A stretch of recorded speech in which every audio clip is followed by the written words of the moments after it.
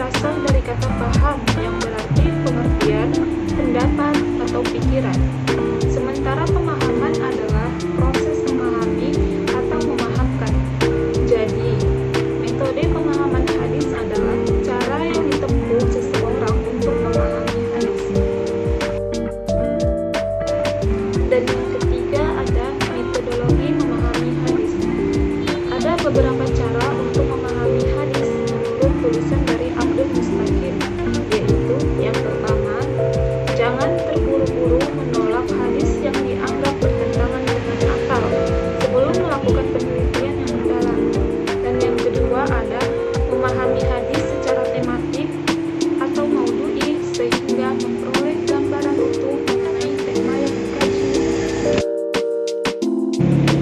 Selanjutnya ada metode maudhu'i. Cara bahasa kata maudhu'i berasal dari kata maudhu'i yang merupakan isim maf'ul dari kata wada'a yang artinya masalah atau pokok permasalahan. Secara etimologi, kata maudhu'i terdiri dari wa doa yang berarti meletakkan sesuatu atau merendahkannya, sehingga kata maudhu'i merupakan lawan kata dari al-rafu, artinya mengangkat. Pengertian maudhu'i menurut terminologi ialah mengumpulkan hadis-hadis yang terpecah-pecah dalam kitab-kitab hadis yang terkait dengan topik tertentu, kemudian disusun dengan sebab-sebab munculnya atau pemahamannya dengan penjelasan dan pengkajian dalam masalah tertentu. Kemudian, pengertian hadis maudhu'i menurut para ahli. Yang pertama, menurut Mustafa Muslim berkata bahwa yang dimaksud maudhu'i adalah meletakkan sesuatu pada tempatnya. Maka, yang dimaksud metode maudhu'i adalah mengumpulkan ayat-ayat yang bertebaran dalam Al-Quran dan hadis-hadis yang bertebaran dalam kitab-kitab hadis yang terkait dengan topik tertentu atau tujuan tertentu, kemudian disusun sesuai dengan sebab-sebab munculnya dan pemahamannya dengan penjelasan, pengkajian, pentafsiran dalam masalah tertentu. Dan yang kedua, menurut Al-Farmawi, metode maudhu'i adalah mengumpulkan hadis-hadis yang terkait dengan satu topik atau tujuan, kemudian disusun sesuai dengan asbab al-wurud dan pemahamannya yang disertai dengan penjelasan, pengungkapan, dan penafsiran tentang masalah tertentu. Dan yang ketiga, menurut Arifuddin Ahmad, metode maudhu'i adalah pencerahan atau pengkajian hadis berdasarkan tema yang dipermasalahkan. Ciri-ciri metode maudhu'i. Adapun ciri-cirinya yaitu yang pertama, menghimpun hadis-hadis yang membicarakan satu topik tertentu atau permasalahan tertentu. Dan yang kedua, memahami makna masing-masing hadis. Dan yang ketiga, memahami hadis secara komprehensif dengan menggunakan pendekatan tematik. Adapun unsur-unsur metode tematik, yang pertama, menghimpun hadis-hadis yang membicarakan satu topik tertentu atau permasalahan tertentu. Dan yang kedua, memahami makna dari masing-masing hadis. Dan yang ketiga, memahami hadis secara komprehensif dengan menggunakan pendekatan tematik. Langkah-langkah pengkajian hadis dengan metode tematik.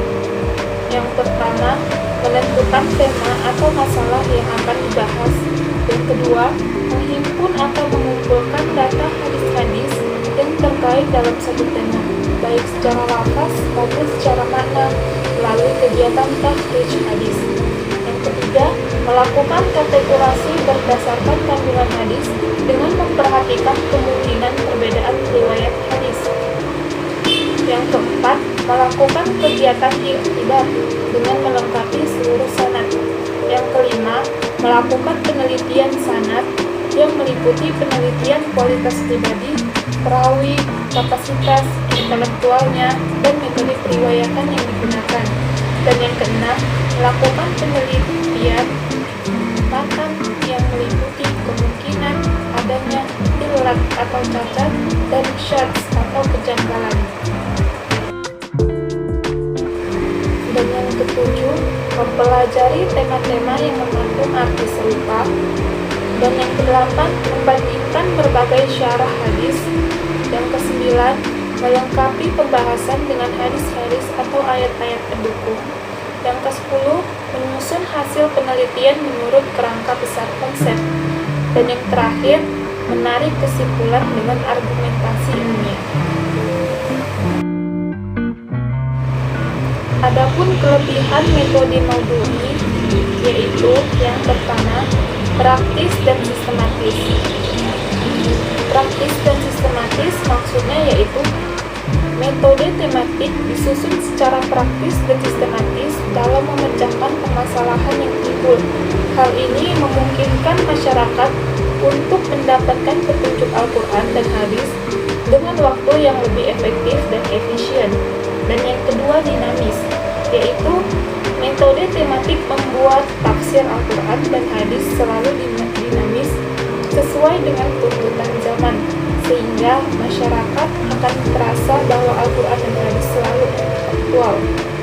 Dan yang ketiga, membuat pemahaman menjadi utuh, yaitu dengan ditetapkannya tema tertentu, maka pemahaman kita terhadap hadis Nabi Shallallahu Alaihi Wasallam menjadi utuh.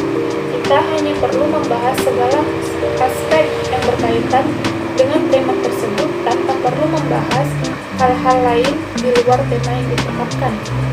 Dan yang terakhir, penjelasan antar hadis dalam metode Maudu'i bersifat lebih integral dan kesimpulan yang dihasilkan lebih mudah dipahami. Kemudian, adapun kekurangan metode Maudu'i yaitu metode ini terikat pada tema yang telah ditetapkannya dan tidak membahas lebih jauh hal-hal di luar dari tema tersebut, sehingga metode ini kurang tepat bagi orang